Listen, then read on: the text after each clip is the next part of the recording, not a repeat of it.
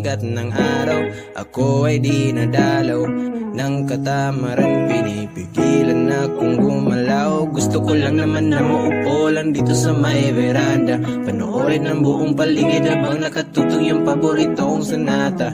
Handa na ang almusal, ngunit ipagpaliban ko muna. Bahala na lang na malipasan ng gutom, basta gusto ko chill lang muna. Heto na naman, walang pakialam kung ano ang nangyayari sa paligid. Umaga na naman, anong pakiramdam na walang ibang papasok sa iyong isip kundi chill lang. Lasapin natin itong sandali na to. Chill lang, upo ka lang dyan at pagmasdan mo na umikot ang buong mundo. Ang dami-daming gagawin, ngunit isang tabi muna.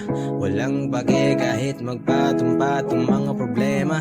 Samahan mo ako na maupo dito at sindihan muna itong sigarilyo at realidad ay iwasan kasi ang dami-daming gagawin, ngunit isang tabi muna.